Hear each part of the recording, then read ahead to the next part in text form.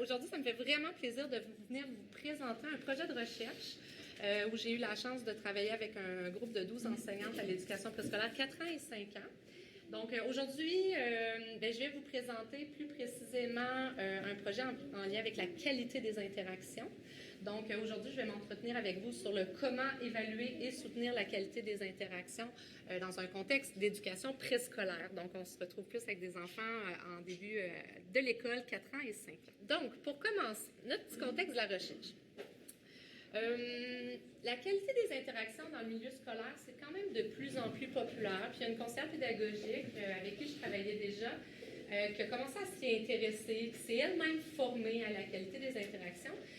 Donc elle avait déjà ce souci-là d'en connaître un peu plus. Elle a des enseignantes à l'éducation préscolaire qui ont commencé à lui parler de « j'aimerais ça améliorer mes pratiques », mais pas nécessairement dans en contexte soit d'émergence de l'écrit ou en contexte d'émergence des mathématiques, c'était plus quelque chose de global, je dirais. Donc, elle, tout de suite, elle s'est dit, il me semble que la qualité des interactions, je pense que ça répondrait à un besoin de ces enseignantes-là. Donc, dans ce centre de service scolaire, vous devez savoir que c'est un centre de service scolaire qui a participé à beaucoup de recherches-actions, des recherches participatives et qui croit énormément au développement professionnel, pas avec des petites formations de 2 heures à gauche puis à droite, là, mais vraiment avec un suivi de la formation et de l'accompagnement. Donc, tous ces astres-là s'alignaient vraiment bien pour qu'on puisse développer ensemble, collaborer cette CP-là avec moi. On a réfléchi à un projet de recherche-action qui a été déposé et accepté. Et puis, ensuite, on a commencé notre recrutement. Pas besoin de vous dire que c'était pas très difficile parce que ça venait d'un besoin du milieu. Donc, on est allé vers les enseignantes qui avaient déjà manifesté de l'intérêt. Puis, on a complété en l'offrant à tous parce que des fois, on manifeste pas notre besoin, mais finalement, quand quelqu'un nous le propose, on se rend compte qu'on en a un soi-même aussi.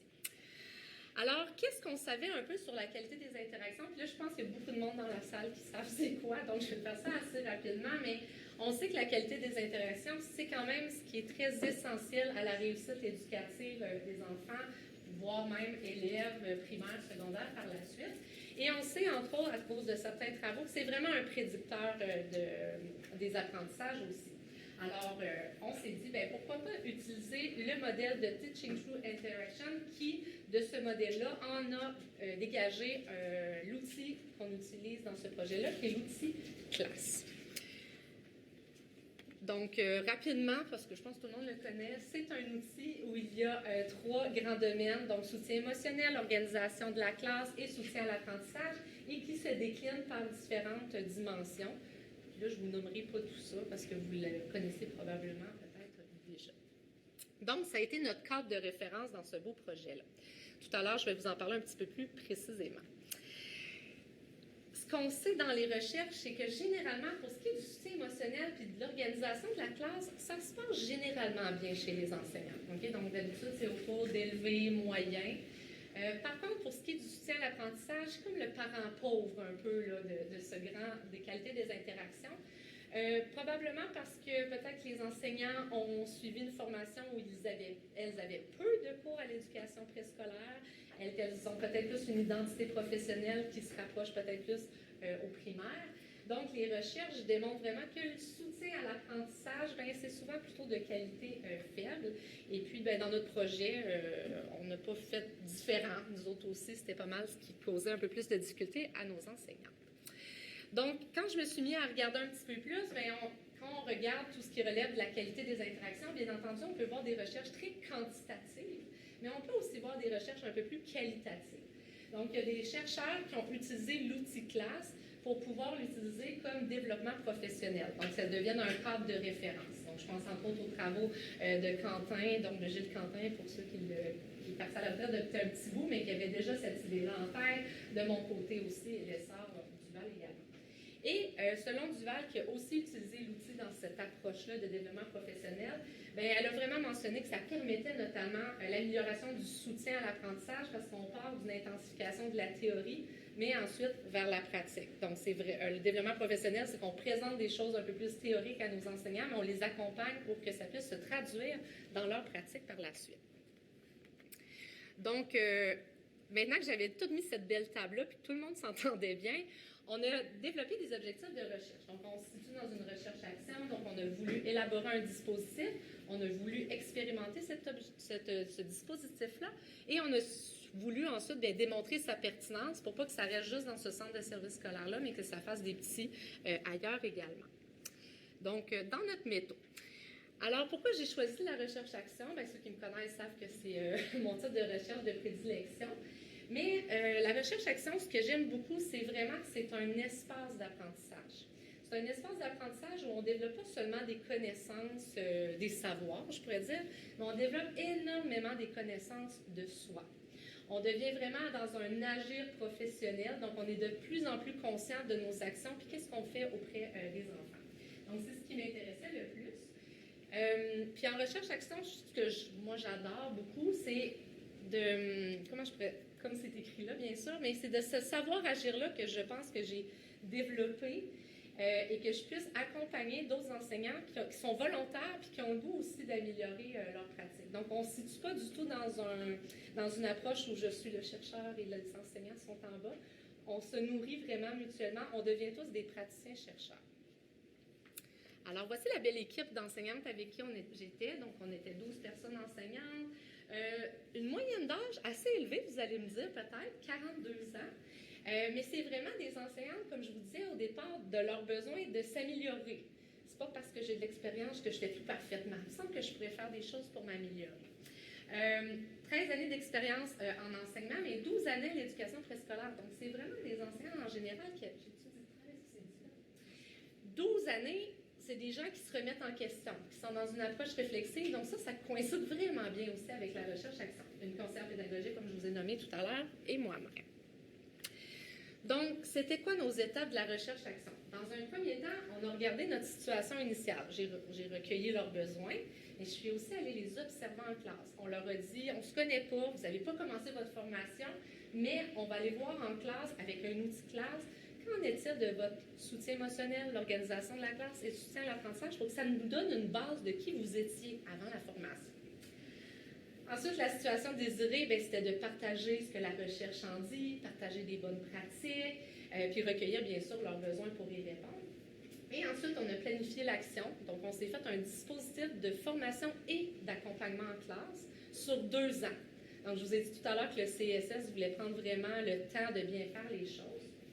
Et puis, ensuite, on a fait des actions de régulation. Donc, ils ont eu de la formation, ils ont eu aussi de l'accompagnement, de l'observation en classe. Puis, on a même fait aussi des récits pratiques, je vous en parlais tout à l'heure. Puis, tout ça, ça nous a permis de s'ajuster tout au long pour répondre tout le temps à leurs besoins. Donc, pour nos résultats d'objectifs 1 et 2, qui étaient d'élaborer et d'expérimenter le dispositif.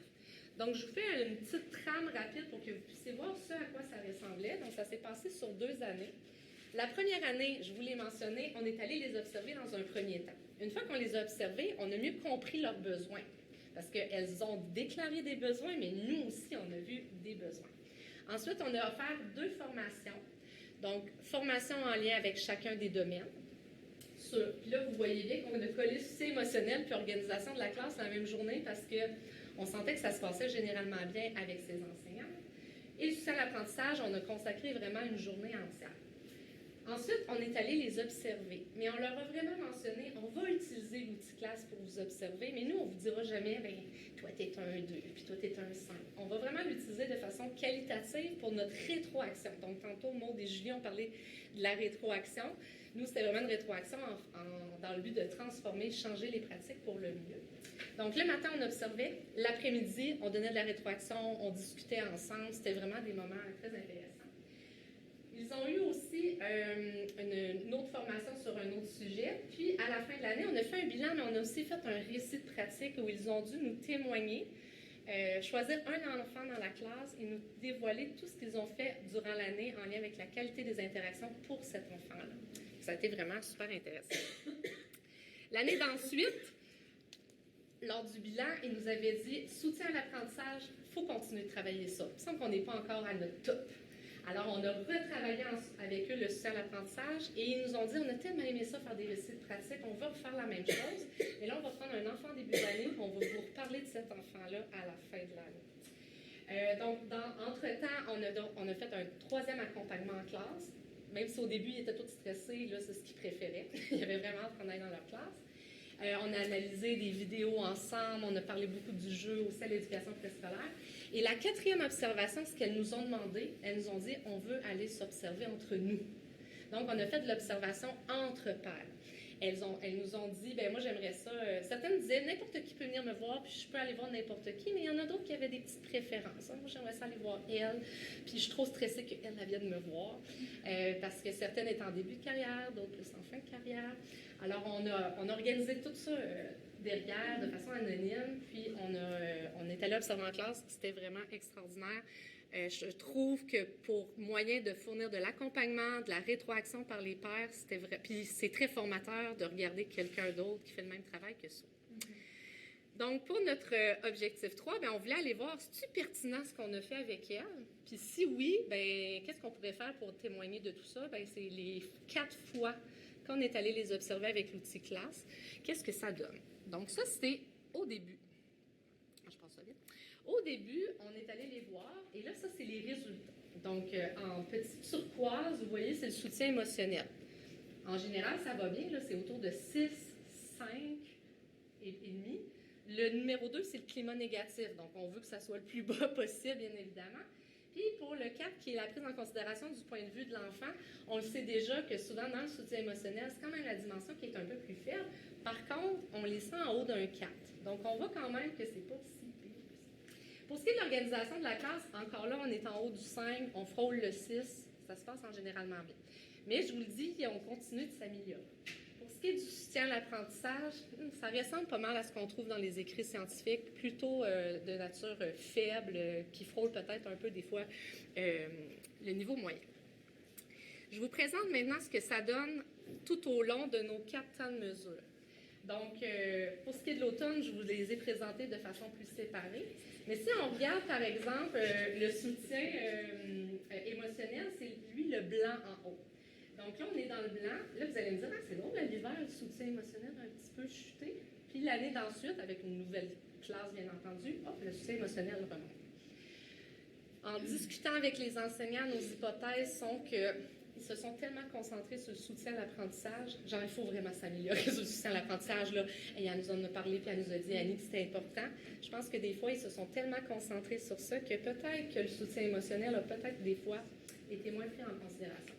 Pour ce qui est ensuite, excusez-moi, ça c'est le soutien émotionnel, c'était le petit brun, mais l'organisation de la classe, on voit un petit peu la même petite tangente. Donc encore là, peut-être que c'est ce qui explique cela. Pour ce qui est du soutien à l'apprentissage, moi ça m'impressionne. On est vraiment passé d'un en bas de 3 à un peu légèrement en haut du 3. Puis ensuite, on est arrivé, puis on a un petit peu augmenté, mais ensuite, comme on se rappelle que l'an 2 était vraiment concentré sur le soutien à l'apprentissage, puis ils sont allés observer leur père et tout, ça a vraiment augmenté. Donc, la pertinence de ce dispositif-là, à mon avis, a quand même été important pour ces 12 enseignantes-là qui ont amélioré leur pratique. Pour ce qui est de nos constats, bien, moi, je réalise que l'outil classe, il n'est sûrement pas parfait, on en a déjà parlé dans d'autres communications et tout ça, mais c'est quand même un outil qui permet, je trouve, de regarder pas seulement l'apprentissage ou le soutien émotionnel ou l'organisation de la classe, mais qui se veut un bon tout. Tout à l'heure, dans une autre présentation, je pense que c'est Chantal qui a dit qu'est-ce qu'on pourrait observer d'autre. Il y a sûrement des choses qu'on pourrait observer d'autres. Nous, nos discussions dans notre dispositif, ça a été beaucoup axé sur l'orientation pédagogique. Qu'est-ce qui fait que, de mon côté, j'agis de la sorte? J'agis de la sorte parce que ma croyance est que... on en a parlé beaucoup, mais on n'a pas fait énormément. Je n'ai pas collecté de données là-dessus, mais en deuxième année, c'est vers ça que nos discussions étaient. En première année, il était plus en mode j'écoute. Puis en deuxième année, il était plus comme là, je prends ce que tu me donnes, puis je l'applique, puis là, je me pose pas mal plus de questions. Donc, l'outil classe a été intéressant parce que ça nous a permis de bâtir nos formations par rapport à ça.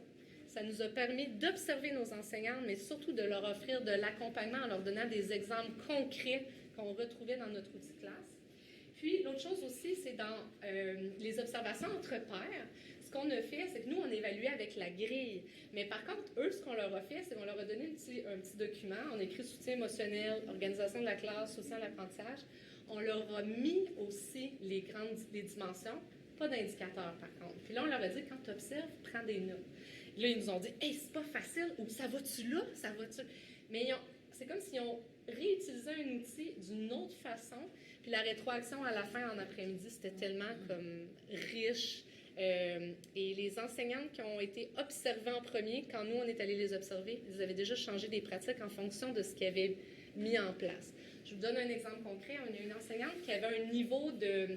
Comment je pourrais dire? Elle mettait des activités en place, mais de façon très lente. Les activités duraient longtemps. Puis au bout de l'avant-midi, ils n'avaient pas fait grand-chose, les enfants. Puis à chaque fois, on lui disait, tu pourrais avoir un rythme un peu plus soutenu, faire un peu plus d'activités. Mais ça ne changeait pas. Mais une fois qu'elle est allée observer sa collègue, elle a dit, hey, elle en fait des choses dans son avant-midi. Puis là, c'est comme moi, ça fait comme 2 fois qu'on a ça, mais bon. Mais là, d'avoir vu une collègue...